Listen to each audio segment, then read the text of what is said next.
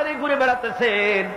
আমিরুল মুমিনিন নেতা কারে বলে দেখেন, রাতের আধারে ঘুরে বেড়াচ্ছেন, কোথায় কি হয় না হয়। মরুভূমির ভিতরে একটা তাঁবুর মধ্যে আলো জ্বলে, কাছে যে বাচ্চাদের কান্না শুনতে পেলেন, গিয়ে দেখছেন মা কি যেন রান্না করে আর বাচ্চারা কাঁদতেছে গভীর রাত্রে। আমিরুল মুমিনিন বলে, মেয়ে লোক, তুমি তো বড় নিষ্ঠুর, এত রাতে রান্না করো কেন? সকাল সকাল রান্নতে পারো নাই কেন? সন্ধ্যার সময় খাওয়াই দিতে, বাচ্চাগুলি কাঁদতো না। মহিলা বলতেছে, পথিক তুমি কি? তোমার তো আমি চিনি না। আমি এই বাচ্চাগুলি, আমরা কিন্তু মদিনার লোক নই, আমরা মদিনার বাইরের লোক, এই দেশের লোক নাই, বাইরের থেকে এসেছি। মদিনার সরকারের কাছে কিছু পাবো, সাহায্য নেওয়ার জন্য এসেছি, কিন্তু মদিনার খলিফার কাছে এখনো যেতে পারি নাই। আমরা আজকে 3-4 দিন না খাওয়া রয়েছি, ক্ষুধার জ্বালায় বাচ্চারা কান্দে। আমি হাড়িতে কোনো খানা রান্না করি না, বাচ্চাদেরকে সান্ত্বনা দেওয়ার জন্য হাড়ির ভিতরে পানি আর পাথর দিয়ে নাড়াচাড়া করতেছি। আমিরুল মুমিনিন তার পায়ের তলা থেকে যেন মাটি খসে যাচ্ছে, ভয় হয়ে গেল, আল্লাহর ভয় তারই হয়ে গেল তার ভিতরে। বললেন, মা একটু অপেক্ষা করো, দেখে কিছু করতে পারি নাকি। দৌড়ে চলে গেলেন বাড়ি। বৃদ্ধ আসলামকে ডেকে বললেন, বাইতুল মালের দরজা খোলো, বস্তা নিয়ে আসো, আটা ঢুকাও, পেঁয়াজ ঢুকাও, রসুন ঢুকাও, তরি তরকারি ঢুকাও। ঢুকানো হয়ে গেল, বস্তা মুখ বান্ধ।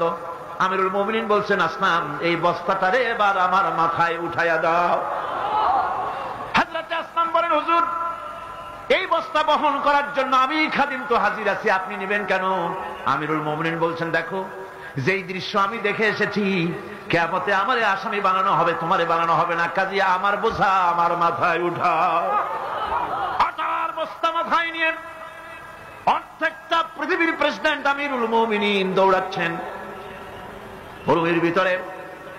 তাঁবুর ভিতরে ঢুকে বস্তা খুলে দিয়ে আটা বের করে দিলেন, রান্না করো। তরকারি নিজে কুটে সাহায্য করলেন, রান্না বান্না হয়ে গেল। এবার হযরত ওমর বাচ্চা দুইটাকে দুই উরুর উপরে নিয়ে রুটি ছিঁড়ে তরকারি মাখায়া খাওয়াতে লাগলেন, আর বললেন, মা তুমি খাও। মহিলা খাচ্ছে। হঠাৎ করে মহিলার চোখ পড়েছে এই পথিকের দিকে, এই আগন্তুকের দিকে। তাকায় দেখে লোকটির চোখের পানি দাঁড়িয়ে ভিজে ভিজে পড়ছে।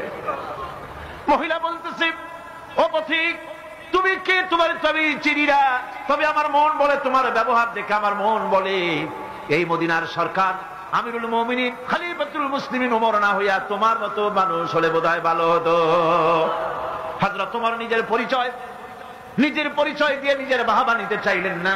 তিনি বললেন, মা তুমি আগামী কাল খলিফার দরবারে যাবে, সেখানে আমাকে তুমি দেখতে পাবে।